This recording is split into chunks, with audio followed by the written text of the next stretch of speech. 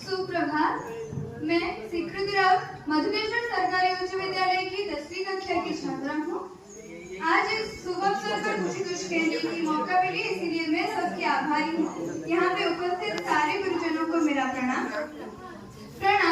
मैं वही हूँ जो आप हैं, माँ भारती की संतान। आपकी तरह मेरे शरीर में भी तपस्वियों का तेज भरा है। आज मेरा परिचय इसलिए दिया क्योंकि प्रणाम करके परिचय देना तो हम भारतवासियों का परंपरा है। भारत, मैं उस देश की नागरिक हूँ जिसके होठों पे गंगा और हाथों में तिरंगा है। मेरा भारत जो कभी सत्यम शिवम सुंदरम, कभी वंदे मातरम और कभी पंजाब सिंध गुजरात मराठा द्राविड़ उत्कल गंगा है। मैं उस देश की नागरिक हूँ जिसको जो कभी ठुकराए हुए लोगों की सरसरी बन जाता है और कभी सात समंदर पार परदेशियों को भी ब्रदर्स एंड सिस्टर्स कह के बुलाता है। मेरा भारत जिसने दूसरों को हितोपदेश और कर्म योग सिखाया, लेकिन खुद कभी अपना और पराया नहीं सीख पाया। वसुधैव कुटुंबकम के सिद्धांत पर जिया मेरा भारत वो नीलकंठ है जिसने खुद विष पी के दूसरों को अमृत दान दिया। मेरा भारत कर्मण्येवाधिकारस्ते गाता है, तीनों लोगों के स्वामी होके भी वो यहाँ माखन चुराते हैं और महाअवतार होके भी माँ के हाथों मार खाते हैं।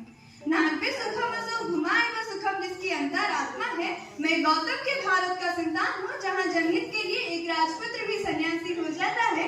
मैं राम के भारत का संतान हूँ जहाँ पिता की एक बात पर पुत्र सिंहासन त्याग कर वनवासी हो जाता है। मैं उस देश की नागरिक हूँ।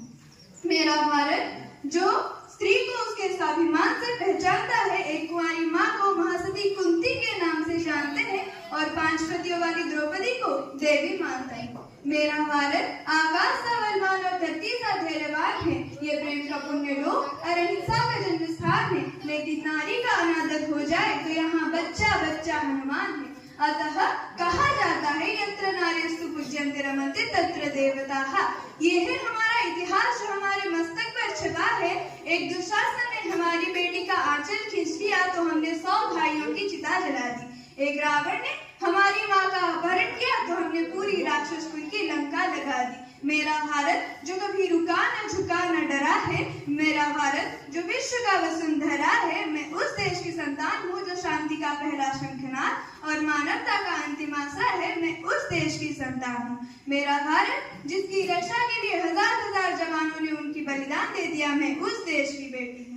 मेरा भारत जो पवित्र था, पवित्र है और पवित्र रहेगा। सिर्फ यहाँ पे होने वाले अत्याचारों को अगर साफ कर दिया जाए तो ये फिर से विश्व गुरु कहलाएगा। इसीलिए मैं